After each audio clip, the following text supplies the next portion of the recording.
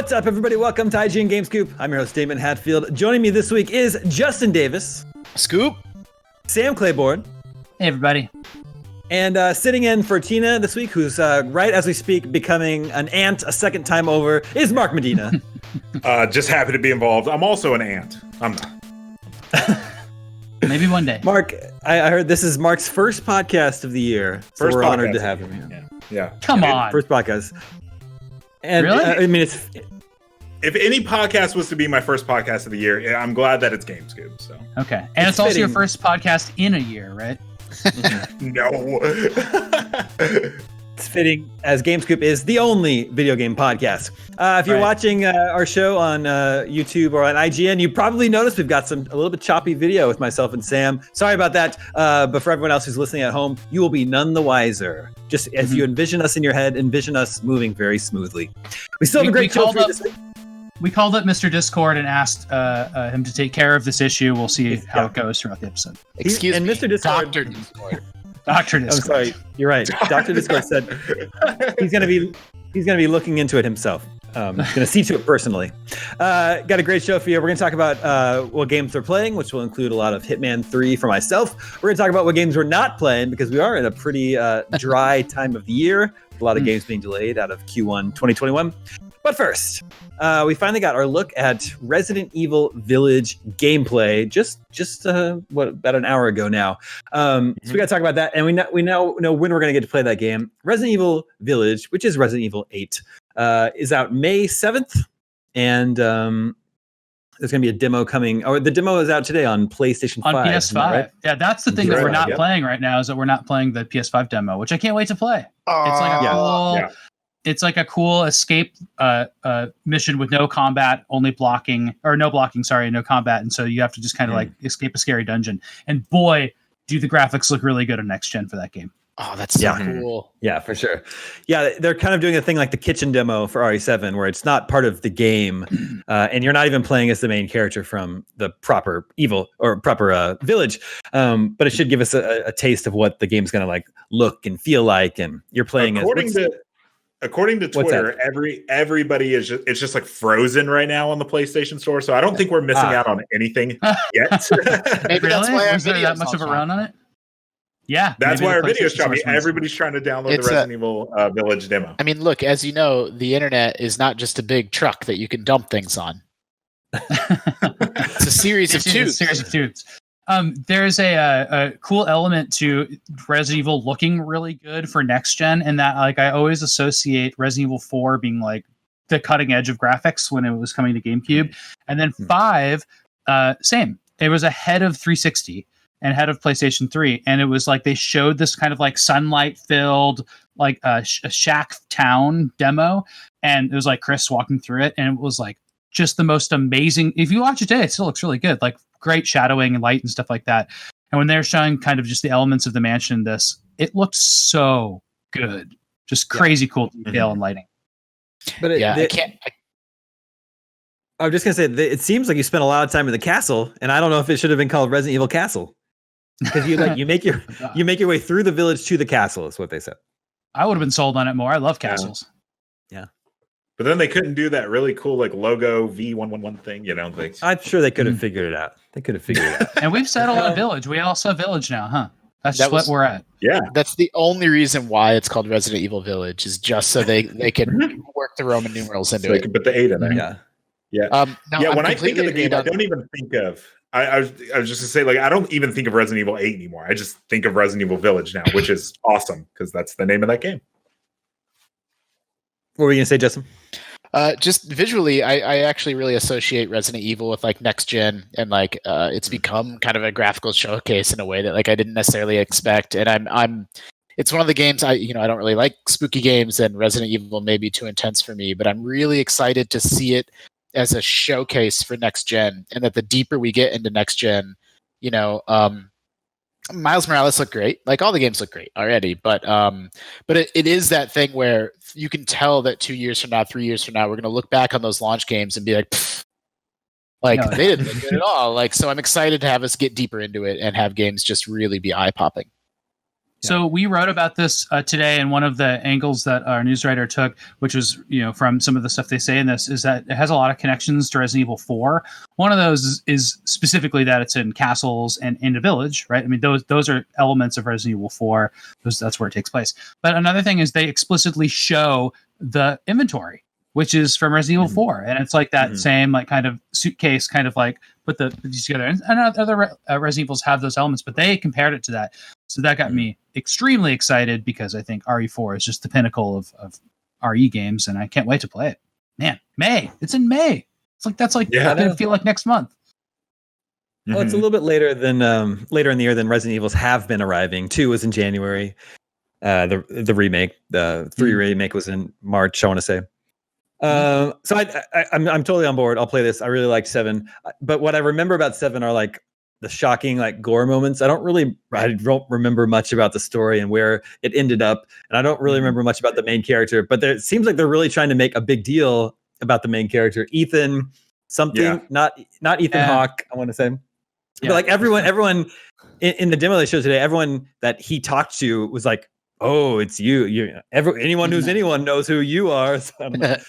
I don't know, but I don't even remember anything about that character that I played through that whole 40 hours with or whatever. 7 didn't grab me because it was well, the mansion part I really liked, but it does kind of devolve. But it was too few enemies that were too overpowered in a fun way. Like you'd had to have enough ammo, but like that wasn't the Resident Evil I like now. And I know people hate it when people say this, but I love the action Resident Evils. And this one looks so much more, again, like that 4 type, where it's like, there's werewolves trying to jump all over you and kill you. There was a giant werewolf with a pack of smaller werewolves. Like, yes. Yeah. I'll do that. That sounds great. And vampires. I'm actually like really sold on this. I love this like thing they're doing where their mainline series is the first person kind of like zoomed in so you can kind of like solve puzzles and do stuff like that. I feel like it comes from PT. It's like PT was so good and it was first person and it was like very high fidelity. And then it's like, then we got Layers of Fear and then Resident Evil 7. So I love this whole like first person kind of like immersive take. And then they're making their remakes, the more traditional third person. I love this like dual series they have going, but this game looks really, really good. I loved 7 because I love that the dad would just like crash through the walls and completely divert what you were planning on doing. And it seems like this is kind of the same thing. It seems like a real tall vampire lady can kind of just come out of nowhere. No, I'm super Nemesis sold on this game. Nemesis, yeah. No, first person works so well for horror. It's such a smart, like it was a really bold choice. Like a lot of the best decisions that seem inevitable in hindsight were brave decisions to make at the time that they made them. And it's so much more claustrophobic, not being able to see what's behind your character, only being able to see from in their eyes. Like it really, really works for horror.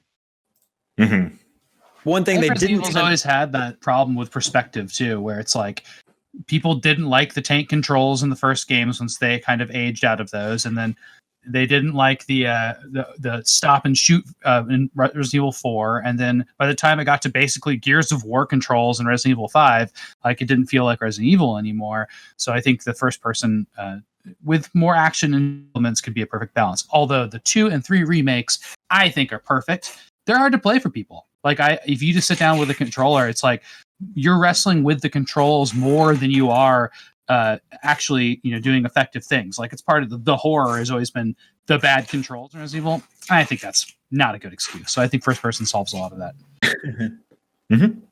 One thing they did not announce today was the Resident Evil 4 remake. No. They announced they talked about the Netflix show, but they didn't say anything. And then they also talked about a multiplayer game, which comes with this for free, which looks okay. I wish it was more like the old arcade games. But no 4. Mark's right that they had this dual, sort of alternating structure that now they're kind of out. Like Resident Evil 4 isn't it's the first of what I would consider like a modern Resident Evil. Like I don't know. I guess we're still owed Code Veronica, but like. They 0 and 1. Oh, you're right. They do have 0. So they have Code Veronica and 0 to get through, but we're running out of like sort of puzzly Resident Evils to sort of bounce back between. I would die for a Resident Evil. Code Veronica. Code Veronica is my favorite Resident Evil. So to get a more modernized Resident Evil 2, Resident Evil 3 remake of Code Veronica, I would love that. That'd be awesome. I don't think it's worth giving your life for. Yeah, I was gonna say. But if you did, I would play the game and remember you fondly. Mm-hmm.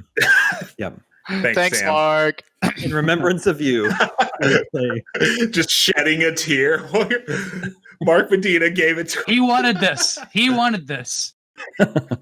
He wanted me to get all the like 2 hours. They're like, I'm over it. It's boring. I don't know why he had to die. He could have just been here playing it. A 7.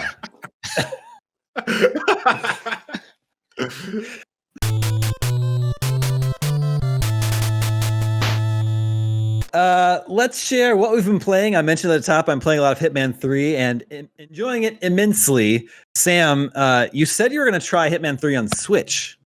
How did that work out? Can you believe it? It came out on Switch, and by that I mean you download like a 10-second file that sends you to a server. It's one of those streaming games. It's like fully streaming, and it ostensibly it's because the Switch can't do it. Like it needs external power to do it, but like it doesn't look great even in this form when it's working. But I'll get to that.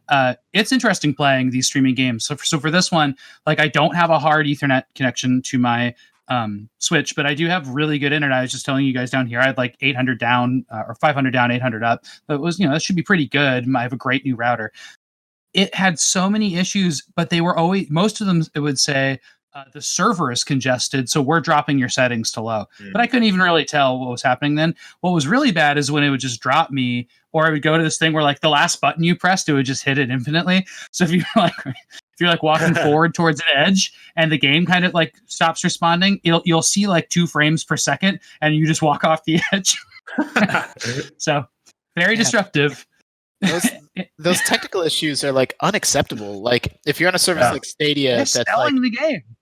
Exactly. Like if it's some service that, again, like it's Stadia, it's a beta, it's whatever, you're like, oh, okay, like I want to be the tip of the spear on the cutting edge of this stuff. But when it's just a video game that's being sold and you can buy, like absolutely unacceptable. Yeah, and I don't know. It's probably the infrastructure of the cloud service and all this stuff, right? It's not Google, it's not Stadia, it's its own thing. But yeah, they're not ready to do these games, I don't think. They seem like they, just as you say, should be betas. Yep. Well, especially for the Switch, the fact that there is no like regular way to hardwire it, you have to go find that adapter. So for the most part, and so I feel like so many people play Switch just in handheld. And I tried Control, that demo where you could, they make you play the demo to make sure that you can play it before you can buy it, which this did not do. And I was like, this is like fine. My thing is if I'm going to hardwire my Switch, I have the adapter, and so I'm going to sit at my TV and hardwire my Switch. And stuff like, why am I just not playing on this guy right here? Like to me, there's no point when you're going through all those steps to then just cloud game it. That doesn't. And I was trying to play in like the parts in the house that I would like to play in that are like far from the router. That just wasn't happening. I had to like uncomfortably sit near the router. But we can talk about the game now, which I really like. I liked it enough that like all these technical difficulties made me just be like, this is the first Hitman I've ever played. And I was like, this is such a cool sandboxy game. It's just really neat. Love it. So did you jump over to another platform? No, I just kept playing on the Switch, and I will continue to. I might get it on PC or something like that. But I was about the sandboxy stuff. Like I played the first level and pretty much wrap my head around it. It's like, okay, what you're doing is disguising yourself, killing people, and stuffing them in lockers. Like that's the gameplay. You save a lot too, right? So you can do permutations. Well, that's what I thought the gameplay was. So I was doing that, and I beat the first level by doing this cool sequence of things where I trap people and then killed them. It was really great. Get to the second level, and I'm talking to Tina during all this, and I by the end of it, I was like, "Are you sure I'm playing the right game?" Because she just kept on saying like, "Oh yeah, I'm in the garden now, sneaking around and hearing conversations." I was like, "I haven't listened to a single conversation. I definitely haven't seen a garden." And I was like, "What's going on here?" But then, like, sure enough, when the splash screen comes up at the end and it shows like who you killed and what your route was and what your little achievements were, it's just so different. I don't know where it diverged. She was like, I think I'm just playing the main missions. And I was like, that's what I thought I was doing. But no, it just diverged at some point, and it was just, it got that different. And then you can go back and fill all of this grid in of the things that you missed. It's like, very, very, appealing to, that kind of addictive loop. Yeah. Before we get into it any further, Mark and Justin, have either of you played Hitman 3? No, I have it downloaded on my PS5. I was just gonna wait till this weekend to play. I just got it yesterday, so I definitely want to play it. But I'm like Sam, I didn't play the first two, so I'm playing it purely on recommendation. I've been talking with coworkers Mitchell and Ronnie, and they are like obsessed with it. So yeah, I was like, cool. And then we reviewed it super well. So I was like, all right, cool. Like I'll try it, but I want to. I just haven't yet. The Hitman games aren't my thing. I played, and I maybe should give this a shot because every indication is that the Hitman, the remake that was just called Hitman, and then Hitman 2, and now Hitman 3, they keep getting better and better. But I played Hitman, and everyone that's played these games knows this, but it's not an action game. It's a puzzle game. It's a puzzle game where each level is an intricate clockwork machine where everyone's moving around in a clockwork way on a set routine, and then you have to disrupt that routine or figure out how to kind of pick it apart and pluck it apart. That's just not appealing to me. I like Splinter Cell, like sort of stealthy Hitman-y assassination games, but I'm not interested. Did you try Dishonored? I thought that was a good balance between those type of things. I did like Dishonored a lot, and yeah, Hitman just didn't click with me when I played it. When you describe it that way, I can see like that Majora's Mask element of it. I didn't even realize that there was that much regimented routine and stuff to people's behaviors. Yeah, I get. I do. I actually like puzzle games that wear on their sleeve that they're a puzzle game and like thinking. But the Hitman style of puzzle of like, there's always concentric circles of security that you have to get through. So it's like, okay, if I get the chef like costume, I can get past the first line of security. Then that lets me knock out a guard. That lets me get into the second line of security. And I just get too impatient. Like I get halfway through, and then I just get impatient and can't bide my time, and then fail and have to try it again. And then I turn the game off and don't play it anymore. And then I talk about it on GameScoop. There you go. The only video I've seen, the first video I saw was Mitchell Saltzman, and he's just like dressed up as like a dude, and there's like guards around, and he's dressed up as one of those guards, and he's right in front of them. He's just peeling bananas and dropping it in front of them. They're like slipping, and then they like get knocked out, and they fall in the stupidest looking way, and then they're like, "Hey, was that you?" And then he just throws a banana peel in front of him, and he's like, "You get back!" And he just was like flipping all these dudes. That is what sold me on the game. I was like, "Okay, I'm in." It's an even goofier Metal Gear, which seems impossible. Yeah. Yeah, there is some questionable AI, although I am super enjoying myself. I'd forgotten that I'd played a bit of the first Hitman. I was reminded it because the tutorial in this game is the same as the first one. Yeah, I know. And I was like, oh yeah, I remember doing all this. But I didn't play much of it, and I didn't play any Hitman 2. So I'm coming into this very fresh, and this was it clicked for me right away. So I played through the Dubai level first, and then I played through the second one in England. Sam, how far did you get into it? It's so good. It looks awesome. The second level. It's like I don't even want to spoil it for people. I don't know if it's a spoiler if people are all talking about it, but it's like a completely non-traditional Hitman level, from what I understand, and it's super cool. Yeah.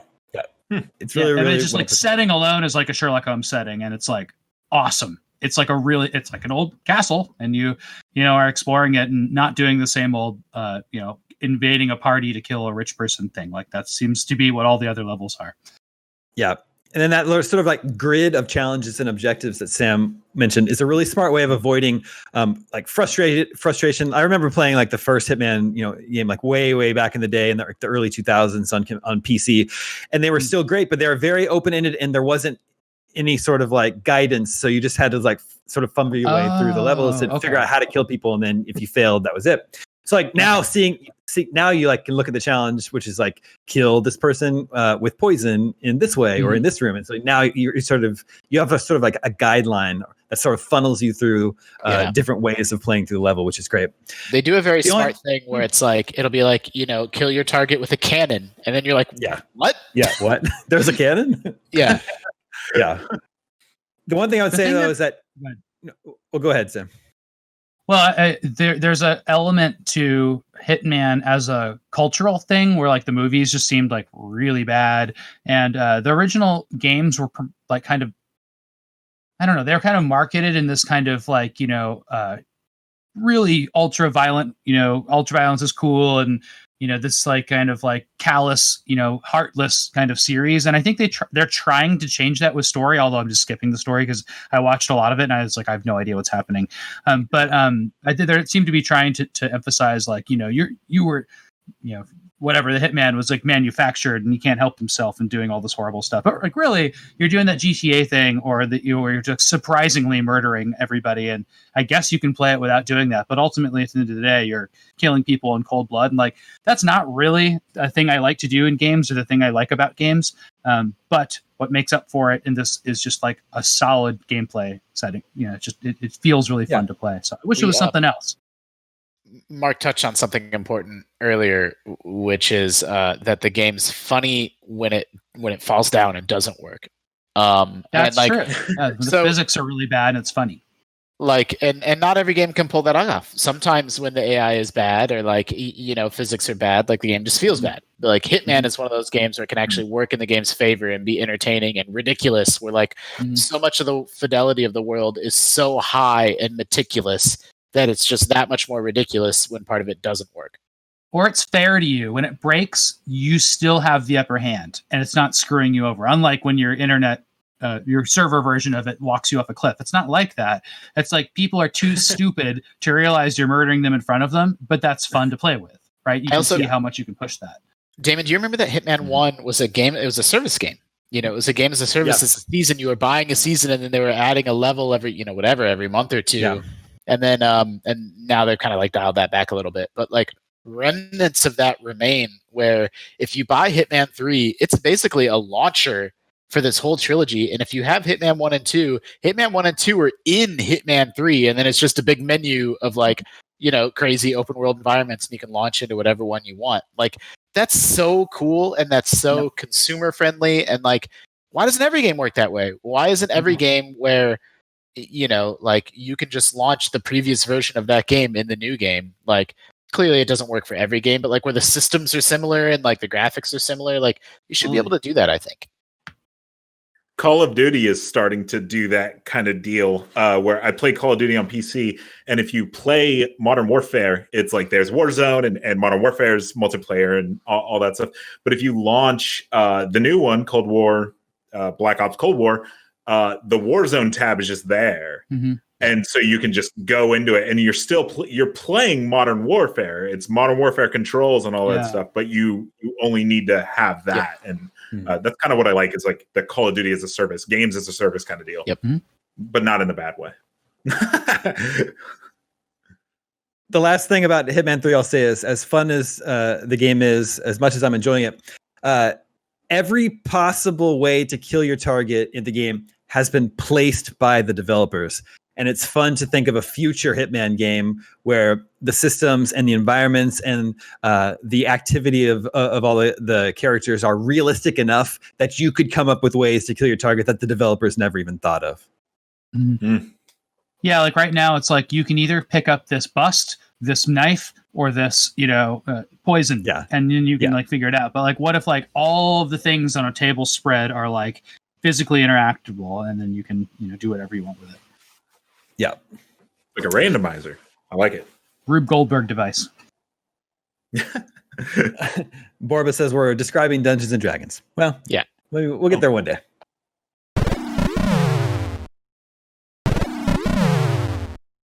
Let's check in with the listeners. Hey, listeners. Hey. Listeners, remember you can always reach us at the email address gamescoop@ign.com, just like Nick in Fort Wayne, Indiana did. And he wants to know, where are all the January games? He says, what's up, GameScoop? Longtime listener, occasional writer from Indiana. A quick inquiry for the Goose Camp. It seems like the past few years have always had a few mainline launches in January to kick off the new year. From Resident Evil to Kingdom Hearts, we've seen some awesome titles that keep us warm into spring when more traditional launch schedules begin to appear. This year, though, not only are we void of any major releases, but we have next-gen consoles. Imagine all of us gamers lucky enough to have snagged a new console with little to play or truly test the strength of next gen. Aside from the medium and a few indie titles, there doesn't seem to be much on the way, and we're still several months from any kind of Far Cry 6 or Mass Effect remaster. I'm curious how the Omega Cops feel about gaming droughts throughout the year. I look forward to many more scoops from literally the only gaming podcast around. Love it. Yeah, Mass Effect Remaster. Can you imagine how perfect of a January game that would have been? Yeah. Yeah, we do normally get a big January drop.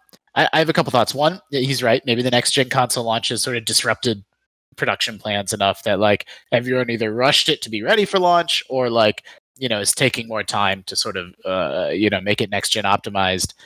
And then I also think that working from home and COVID probably, like if there were games that were targeting January, like you can imagine the spreadsheet pushers being like, let's just push this game to April, May, June instead.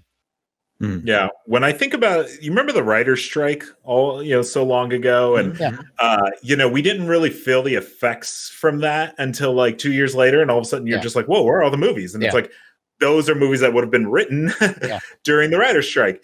I think, I don't know anything about game development, but when I think about the games, let me just go ahead and preface that. Listen to game developers talk more than anybody here. I know. That's for true. your series. Devs React. When I look at games like Spider-Man and I won't say Cyberpunk, but any games that have recently come out, you feel like they were close enough where they were kind of able to just like limp it across the finish line. And even games that I feel like that should have been super polished. Did anybody play Sackboy? I've been playing Sackboy. That game is buggy as all hell. Like, I'm actually surprised at how buggy that game is. I love it a lot, though, and the music is great.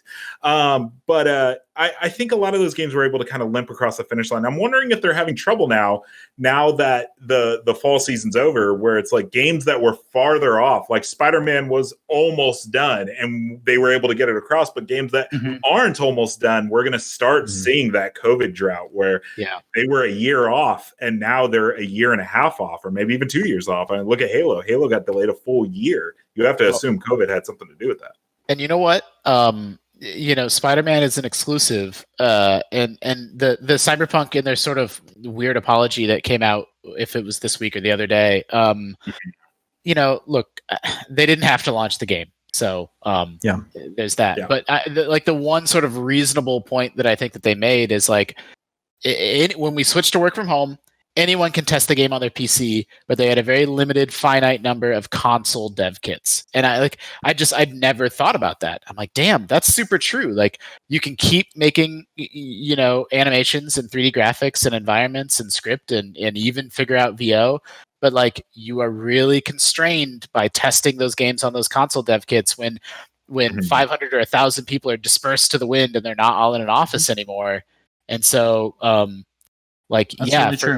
for multi-platform and multi-console game development, like that's got to just be a nightmare that they're trying to work their way through. And I'm not forgiving CD Projekt, and I actually kind of think I like Cyberpunk, but I think they keep digging the hole deeper for themselves. But I did think that point was like pretty. I was like, oh, okay, like that makes sense. I kind of experienced it today. I had to do something, and I turned my computer on, and it just was locking up on the All Republic Gamer screen, the motherboard screen, and I unplugged it, and I was like, what do I do if I can't get this to work right now? Like, I have things to do today. In the IGN office, I could use one of the other 1,000 computers or use, just whatever, right? Where it's like, I'm at home, I have no access to anything else. And it's like, I have to assume that in game dev, it's a million times worse, where they're like, I need this and I need it now, and there's nothing I can do about that. Yep. Like today, right? I got to imagine it's tough. Today, Capcom did confirm that Resident Evil Village is coming to PS4 and Xbox One, so hopefully that fares better than Cyberpunk did. Yikes. Well, can you imagine the pressure for it to fare? Like, everything. Every developer was watching what was happening, right? Yeah. So, like, if there's going to be such a ramped up pressure to make sure your games work on last gen, or we're probably going to start seeing people cancel games for last gen, which seems like a pretty good business move if you're going to get your whole company completely run into the ground PR wise. Like, maybe that's not worth putting those games out in those old systems. I mean that game's running on the RE engine, and that engine is so good. Like, I have to assume it'll be fine. Yeah, it's not a brand new tech stack like Cyberpunk was. But you also like you can't find a PS5 and Xbox Series X. Like, there's probably these fence-sitting games that we're considering being next gen only that now are the decision's probably been made to no, we'll support last gen after all. Yeah, the install base is just not nearly what it could be with huge amount of supply right now. Yep. Sam, Nick in Fort Wayne, Indiana has a PS. He would like you to quickly name all the Nintendo Virtual Boy games you can in 20 seconds. So you game? Yeah, okay. I've got a timer up. Ready and go. Okay. Wario Land, Mario Clash, Mario's Tennis, Nestor's Funky Bowling, Tellero Boxer, Radar Scope. No, that's not. That's an arcade game. What's it called? Oh man, I'm screwing up already. Let's do Jack Brothers. And that is time. I think you got you got 7 or 8 in there. 3D Tetris, pinball, whatever. What's the radar game? Pencils down. It was called I keep on calling it Radar. My mind's just going to Radar Scope. Radar Scope, first of all, is the Donkey Kong cabinet before it was Donkey Kong. That is a Nintendo game. But they have a game called Infrared. What's it called? But it's a Red Alarm. That's what it's called. Red Alarm. It's a Star Fox like game. It's like a isometric almost space shooter, but with unfilled in polygons. Cool. Yeah, everything in that game is wireframe, and it's really hard to tell where you're going because you don't know what is solid and what isn't. Yeah. Wait, why does Mark know about that game? Did you have a Virtual Boy, Mark? Virtual Boy's great, man. I don't know if I would have been able to do as great as Sam did, but like I know Nestor's Funky Bowling. I know the Waterworld game. Everything. That's why I really regretted not saying immediately it was Waterworld. I didn't get Waterworld in, which I love. And then Circle the Boats. Mm-hmm. Did you guys see Puzzle Quest 3 was announced today? What? Hold on. I'm going to bring you crashing down. It's a free-to-play mobile game. Oh. I know. I know. Well, but there was a Puzzle Quest Magic the Gathering that was free to play on mobile that wasn't too gross. Oh, weird. Yeah, I know. There's been several free to play Puzzle Quests. Like there's Marvel. Yeah, that's just not what. That's just not what I was hoping for. I love the original Puzzle Quest. Game. I'm not gonna not play it. Like I'm still gonna play it, but now I'm just gonna angry play it. Just gonna be. Was there like a collection or something recently? Why were we talking about Puzzle Quest last year? They re-released the first one last year, I think, on Switch. Switch. Okay. I think it came to Steam also. Yeah. Or it's already on Steam. Anyway, this is Chris in Lawrence, Kansas. Nice. It says a few years ago I ordered my roommate a modern NFL roster update for Tecmo Bowl for NES. To complete the order, I needed to send a compatible NES cart for conversion. So I headed down to a great local vintage game store, Game Nut, to find the cheapest cart that would work. I walked away with a copy of Shadowgate, which I sent off for conversion without a second thought. Fast forward to present day, and Damon mentions Shadowgate all the time and how much he loves this game, which I sent off to be unceremoniously destroyed without ever having played it. This got me wondering, what are the Omega Cops' biggest gaming regrets? For mine, I was going to say in like the mid 90s, when I was in high school, I started just selling all my NES cartridges to Electronics Boutique. But I was just getting like dollars for them. And like now, when I'm looking back now, it's like it's so not worth it. Like what I was getting like $3 or $4 for Mega Man 6. And like I would much rather still have that today. Ugh. Yeah, I think everyone has kind of when I moved to the San Francisco for IGN, I had a pretty extensive like retro collection that I just completely just sold off because I was like, there's nowhere to store this in the apartments up there, and it was kind of the same deal. I don't really think about it much though, but yeah, suppress that. Just suppress it. I do see old pictures sometimes, and I'm like, wow, man, that was a lot of stuff. And now I in my garage, I just have like a container of old controllers that are all just like wound up together, and that's just like a remnant from that I eventually will probably just throw away because I'm like, these are No one's going to take those. no one cares about these. They're all tangled beyond belief. They need to just go. They can be untangled. Every single. Yeah. I wish I'd kept every box for every game. It's just like when I was a kid, you don't know. I did keep some, and then eventually got rid of them the same way that Damon was just talking about. When secondhand game stores first came around, I've told the story, so I'll share a shortened version. But I wanted a Genesis, and my dad drove me to like a Phoenix-based game reseller. This would have been like 1991, and they were like, okay, here you will take your NES and your games. And it was just like you said, it was like all these games that I love that were all $60 or whatever, were all like $1 or $2. Finally got it up to the Genesis price, which was like $130. So it was like this entire, every Christmas and birthday game, like in a big pile for our Genesis. But I actually ended up liking that trade at the time. But I remember really specifically the weird thing. Well, two things. One, my dad was like, is this really like how much these games are worth now? Which I thought was funny because that's what dads and moms have been saying for 30 years now. And then the other thing was that they took Final Fantasy and they're like, this one's $12. And my dad was like, why is this one $12? I'm like, because it's amazing and it's so long and you can play forever. But that would have had my original Final Fantasy save on it. So that's a separate regret, with my named characters. And when I tried to play through, it was all white mages and stuff like that. Yeah. I never had to sell off my game collection. I went through that experience of moving to San Francisco, and we just had no space.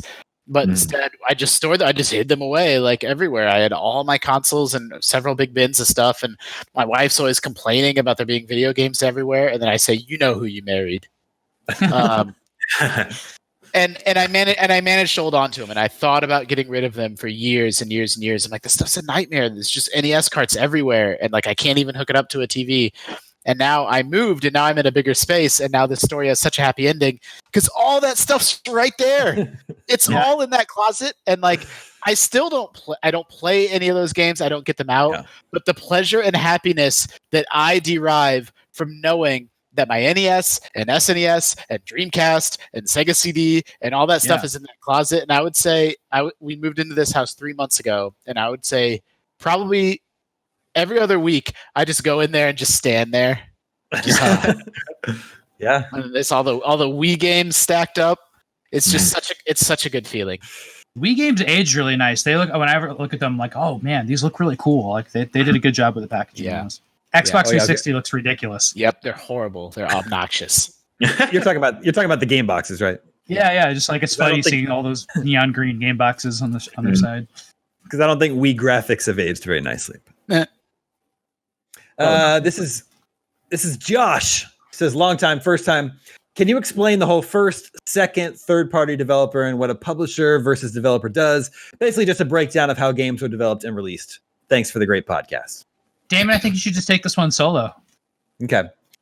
So, first of all, make sure you know what like a platform holder is. The platforms would be Nintendo, PlayStation, Xbox, so Nintendo, Sony, and Microsoft. So a first-party game would be something that's made by the platform holder or by a studio the platform holder holds. So Legend of Zelda Breath of the Wild, Mario Galaxy on PlayStation to be Last of Us Part 2, made by Naughty Dog, a studio owned by Sony.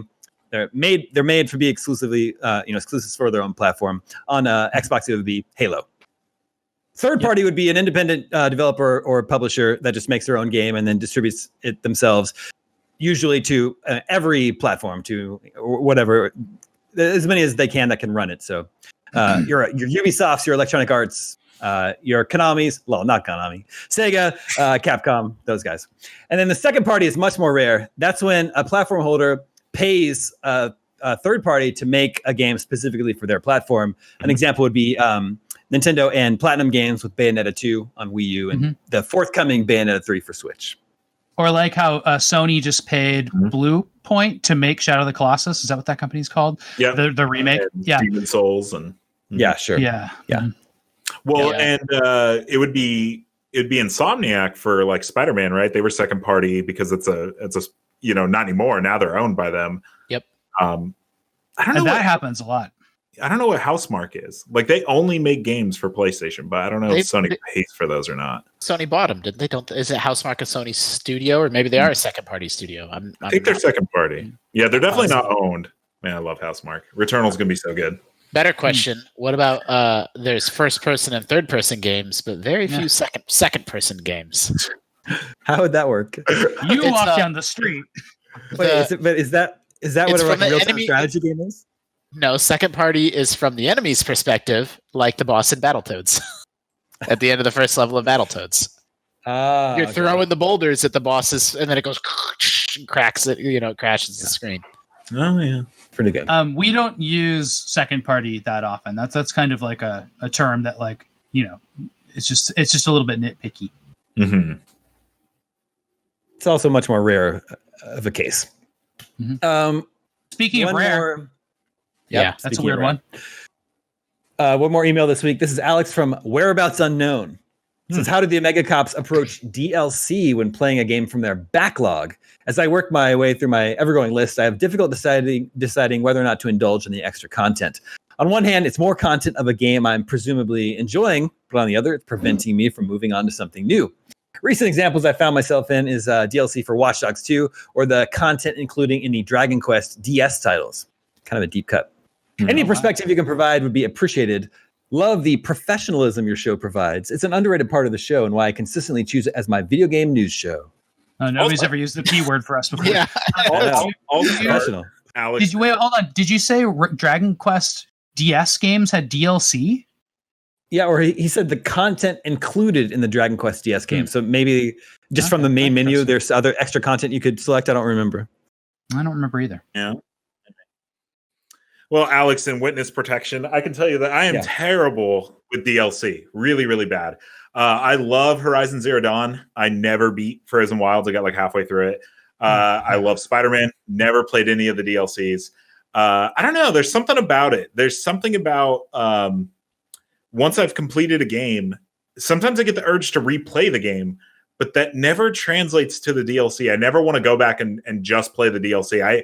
I've played through Horizon Zero Dawn like 3 times, but never finished Frozen Wilds. I don't know. There's something about it that I don't. Well, I mean, I just don't really ever feel the urge to play the DLC. By its very nature, it has to be a side dish, right? Like, so, it's sort of like the meal is over when you beat the game, and then it's like, but Black Cat is back with more weird tricks for Spider-Man. It's like, what? Like, no, like the story's over. It's done. Yeah. Yeah, I always have that problem. We started doing this, and I love that we do it, where we kind of like, hey, this game got a DLC. Here's how to access it, because that's always the thing. Is like you beat Control, and then a year later, Control DLC comes out, and you're like, okay, so do I need a completed save, like, or is it just from the main menu and I can just go straight into it? Another one is like Last of Us. I never played the Last of Us DLC. But I played last. But what about when you go? This guy's asking about when you go back and play the game. So you said for Horizon, you wouldn't go back and play the DLC. Was there like extra weapons and stuff in Horizon that you like take advantage of now that they're in there? Because that's what I do sometimes. It's like if there was like things. Sometimes they break games later on. They're like, oh, there's all this like Zelda's like that, right? When I went back to play Breath of the Wild on hard mode, it was like, well, the DLC put in like Majora's Mask, so you could just sneak around really easily. Like that was really cool to revisit that with DLC.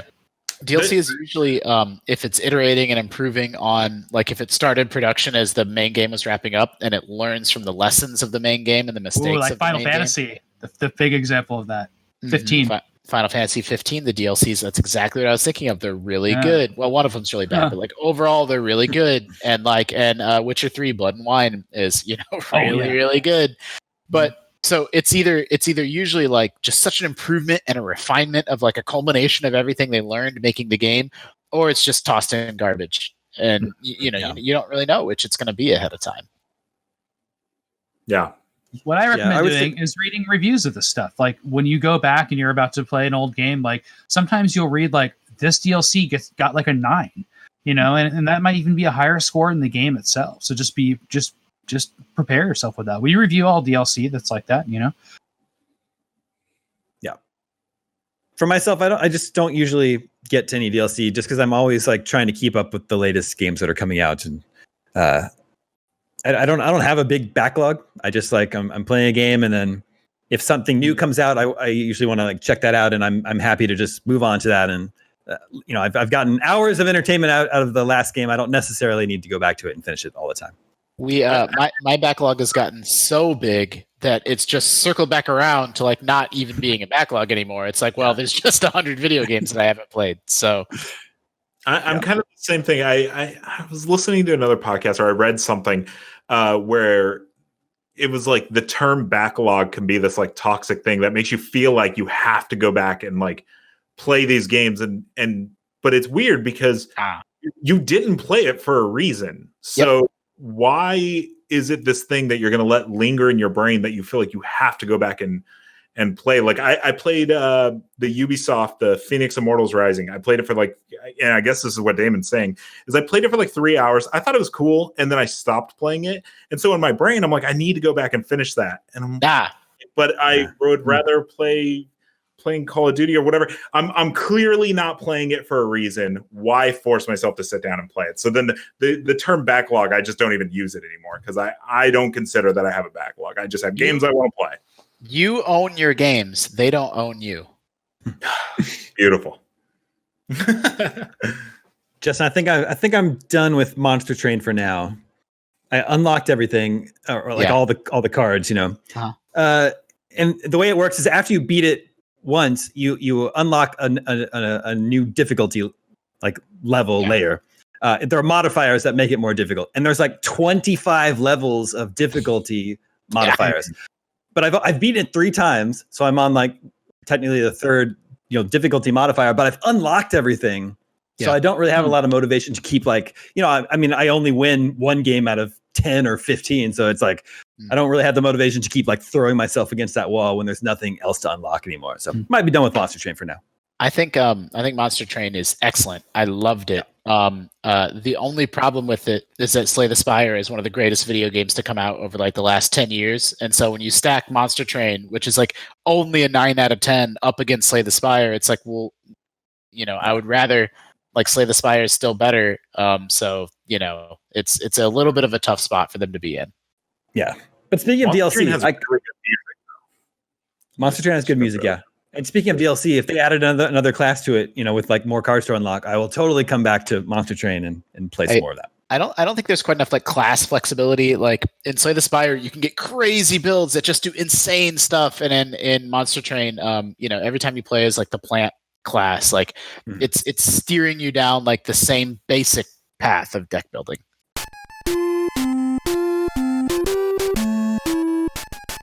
That brings us to Video Game 20 Questions, and we're going to just try something a little bit different this week. This week, our suggestion comes from Todd, and he says, I thought it might be fun to challenge you with a Boss Rush 20 Questions Nintendo Edition. So each game, there are 5 games here. Each game was developed or published by Nintendo. So you're going to have a lot of hints here, but there are going to be 5 games in 20 questions. Each game is developed or published by Nintendo. To make things more fair, when you figure out the first game, the last letter of the first game is the first letter of the second game. So, for example, if the first game were Metroid Prime, the second game might be Excite Bike. And your final big hint is that this is all provided by Todd, and you could decide for yourselves whether or not Todd would have included Metroid Prime and Excite Bike as his actual answers, or maybe you can discount those. It could also be. Yes, we're aware of the psychological games that Damon plays. Now, this is a great puzzle. I really appreciate it. So here's what it's going to be: Metroid Prime, but then it's going to be Electroplankton. Yeah, exactly. Okay, so eShop. 20 questions. 20 questions for 5 Nintendo-made or published games.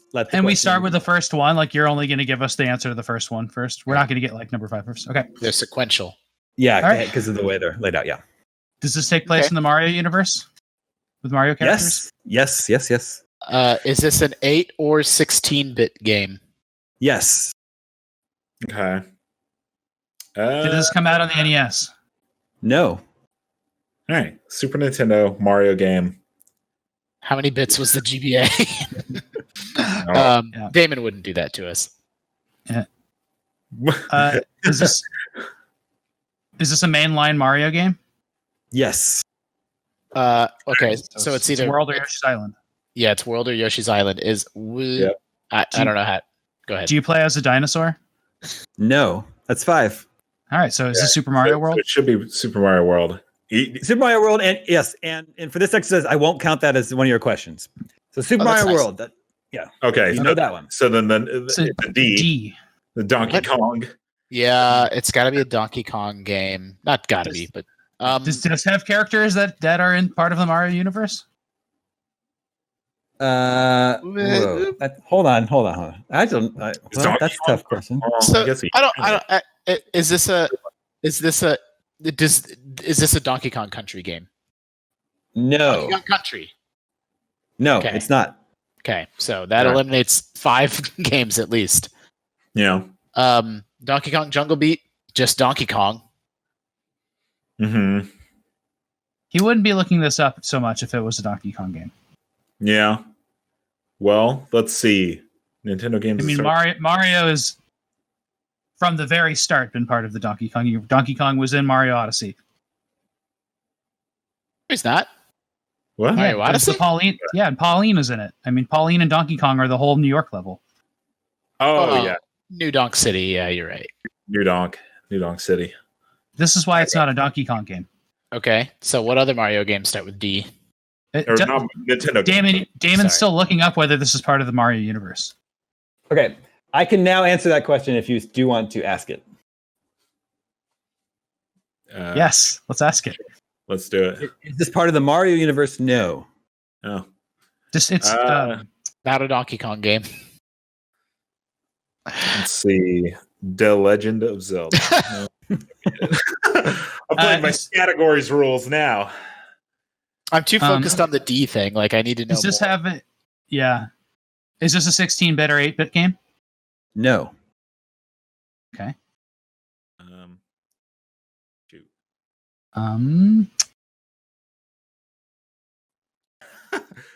This is somehow harder because Yeah, no, it is.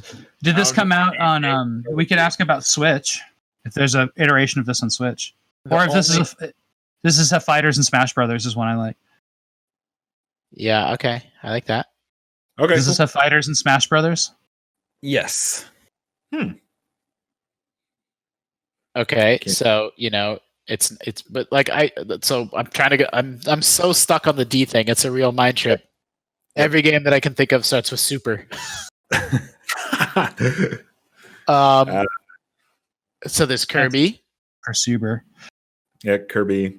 There's Ice Climbers. Nope, that doesn't start with a D. Oh, yeah, Zelda. Metroid. None of the Zelda games start with a Z. A D. Excuse me. Fire Emblem. Those.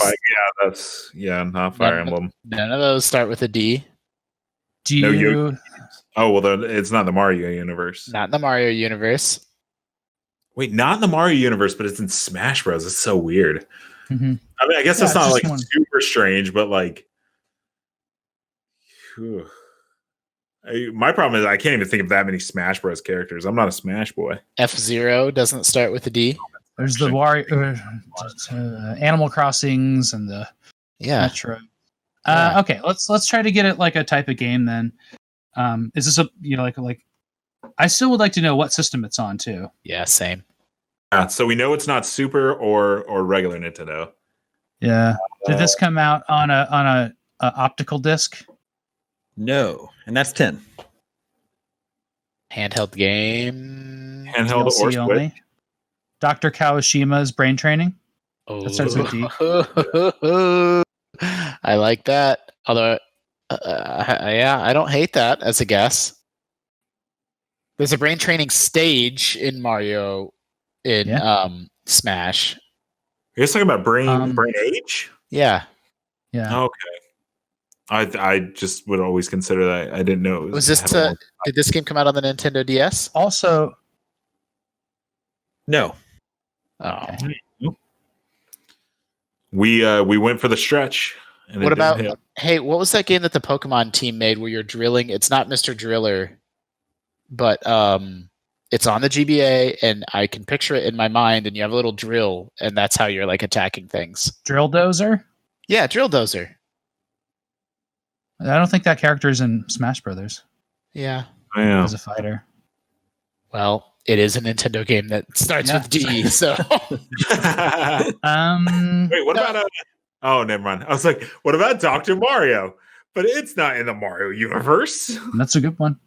and it's Yeah, not it's on the gonna be- DS, but Is it didn't come out on an optical disc. Is this a Game Boy Advance game? Well, hold No. on. What? Okay. What I was is going it? to say because there's 3DS also, and then there's just downloadable games. I think it's just a downloadable game, like Pushmo. What's the second Pushmo? Doesn't it have a different name? Crashmo. Pushmo. And then there's Box Boy and Box Girl. Is this a downloadable game? No. All right, so it's a 3DS game. Yeah. Can I go check the shelves in my closet? I have a lot of 3DS games in we there. kept those around for Well, something. I guess it could be a Nintendo. Wait, hold on. Sorry, it could be a Nintendo 64 game. Yeah. Does Dr. Mario take place in the Mario universe? 100% yes. There's Dr. Mario 64. Yeah. I don't know why we can't get to this. So, it's in Smash Brothers. if it's an N60 Amiibo. if it's an N64 game and it could be second party, it could be rare, right? So, there's Perfect Dark, GoldenEye, I don't know, Jet Force Gemini, Banjo, Conquer. They did Mickey's Speedway and Diddy Kong Racing. Diddy Kong Racing, that's what it is. Diddy Kong Racing. No, Yes, Yeah. it is Diddy Kong Racing. Woo! Yes, it is Diddy Kong Racing. Ooh, that was a word for you guys. So now He's the next there- one's a He's there with that B-roll. Yeah. Orban knows all. Anyway, So that's I would have called this part of the 13 Mario universe. So that I threw would us also off this whole time. I would also call this part of the Mario. There are no Mario characters in it. But Diddy is it's like the Donkey Kong MCU. is a Mario character. Yeah, it's like But the Donkey Kong MCU. Country, Donkey Kong is separately. not. These are Donkey Kong Country characters. It's You don't- not a you Diddy No, Kong. it's back unified now. Donkey I Kong agree. can play the original Donkey Kong in Donkey Kong Country and stuff like that. You don't say that WandaVision Anyway. is not part of the Iron Man universe. It's all connected. No. So No. All right, so now we're on The G. characters in Diddy Kong are Diddy Kong, Banjo, Conquer, Tip Top the Turtle, Crunch the Crimling. It's not Yeah, the Mario. And you know what? You're going out of your way to not mention is Donkey Kong. Donkey Kong. Donkey Kong's But not Donkey in Kong that game. Country isn't part of the Mario. All right, universe. Ah, All right, I'm all right, all right. after. We would have got that 6 questions earlier. I'll Had that finish. had a different I'll insight. finish the show, but this one's going up. I'm sending this one to the commission. It's Is been a this while. this game part of the Donkey Kong or Mario universe? The next game? Yeah. Yeah, the G game. No. G game. Yeah. The G game is not part of the Donkey is- Kong or Mario universe. Gradius, a Nintendo game? No, it's Konami. Konami. Oh, okay. Okay, let's see. G. We haven't listed any G games, even out of all like the more obscure Nintendo Yeah. franchises we were running through. That's Yeah. a weird one. Okay. Is this a 16-bit or 8-bit game? I think so. That's 15. Okay. I think it would count as one of those. Huh. Could be a Game Boy Sounds- game. Yeah. Game and Watch. What about Game and Watch? Oh. That seems pretty good. But what I'm would it down be? with that. But they all have their own names. Balls. Yeah, balls. Yeah, Donkey Kong on Game and Watch. The Mario and Luigi. Okay. But maybe people call it Game and Watch Ball. That'd be funny. Does this have a character in Smash Brothers? I don't think so. Then it's not Game and Watch. Not Okay. Game and Watch. Yeah.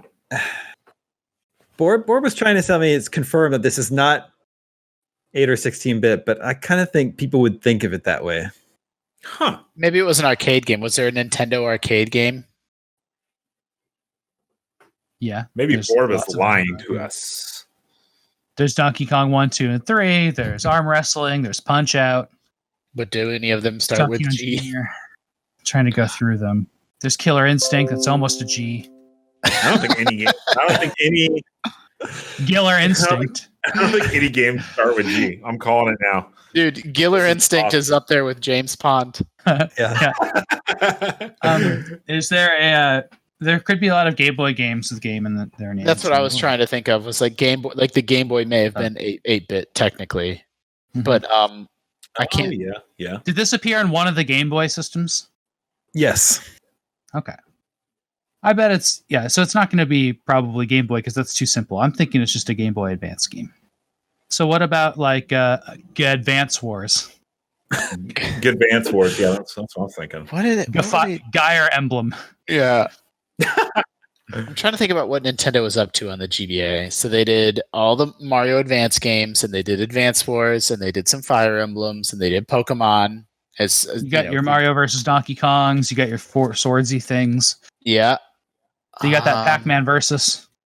That was on GameCube.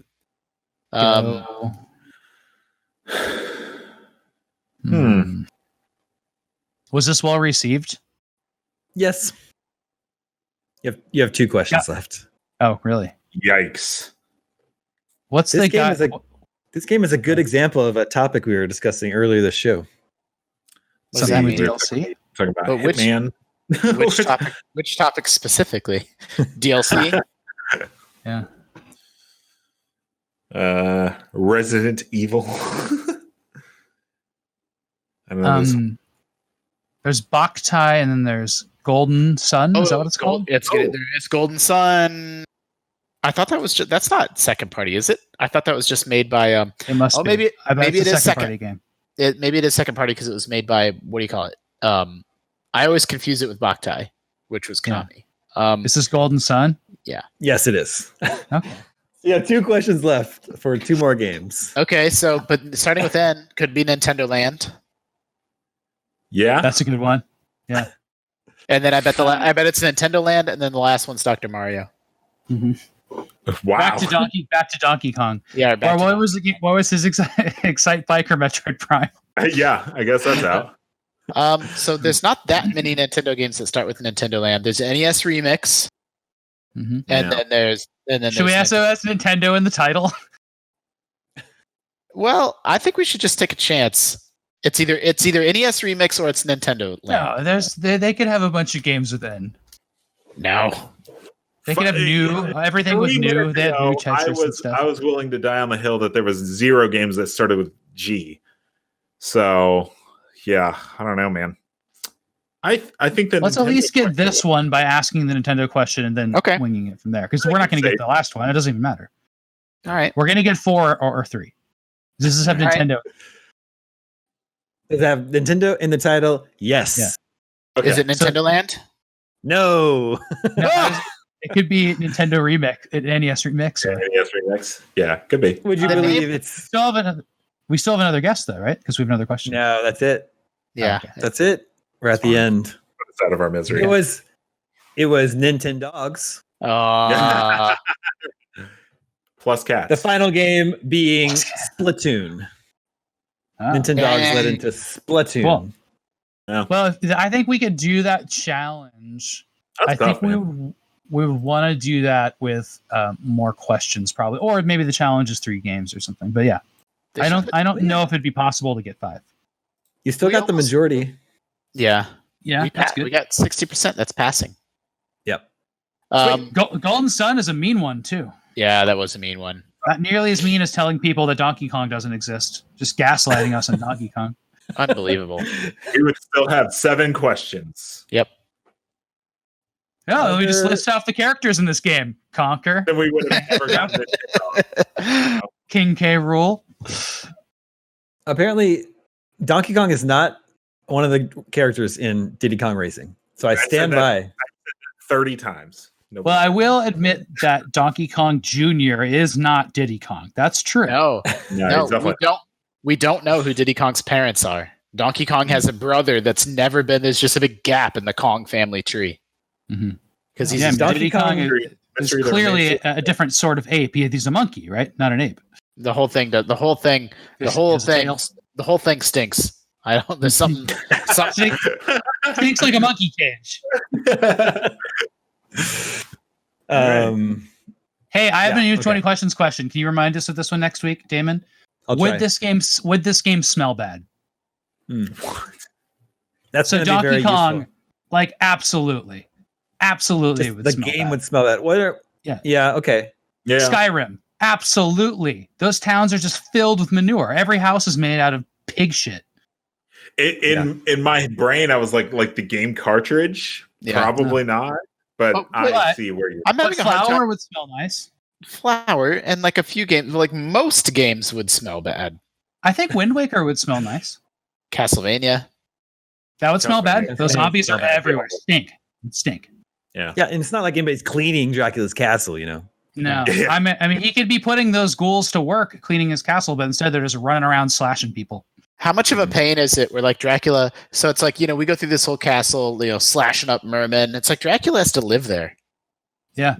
I know. Well, It's like, technically not, though, right? Technically, yeah. he wakes up in the middle of the night. I And have has to to go to the die bathroom. here. He's got to Take go out the through garbage. the secret staircase and fight his way through the mermen, and then Juice the heads everywhere. He is portrayed as having some sort of obsessive compulsion disorder, right? Dracula always, right? And so that must be tough if there's nobody helping clean that big old castle. I mean, the curtains are clearly dirty; they're all shredded. When a vampire drinks, Plus, there's meat your- everywhere. Just meat. That's true. Just raw meat.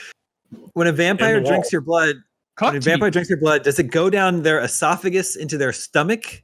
Yeah. And then does it go through like an intestinal system? What's happening to that blood? Or does it go straight into veins? Like throat. These are through all the questions that keep. Because in What We Do in the Shadows, if anything goes in their stomach, they Yeah. vomit it. That's true. Yeah, that's Vampires definitely don't poop. Well, yeah. And I think they're keeping all the blood in their body, so I don't think they're like urinating that out. I think there's something I think mystical they going just on. sweat it out. The blood becomes their power. Yeah. It's magical. I'm still interested in knowing the actual route that the blood goes as it enters their fangs. Where does it go from there? I don't This think reminds me of Justin's famous Twitter question, which went downhill quickly, which was, where do we lose our weight when we lose weight? And Oh. I think Justin had to say, stop saying poop. It's not poop. It's your breath. You If you exhale lose it. weight- Yeah. If someone loses 50 pounds, where did it go? Where did it go? Out their Eat, mouth. man. Yeah, and that's the actual scientific answer is you've exhaled it and breathed it out. Yeah. So So I vampires can might tell not you- even exhale. I'm a little bit skinnier than I used to be, Yeah. and the days following my surgery, I was losing for 2 weeks straight. I was losing 3 pounds a day, and I have no idea where. I would Were you cold? I was in so much pain. I don't remember being cold. Well, that's where you lose it, right? I mean, you lose it through the coldness But of it your was just body and weird. shaking. Like, and- I mean, you're not really keeping your eating. body It's warm. like you're eating like shots of whatever, Morphine? right? Liquid and stuff. Yeah, morphine. I wish.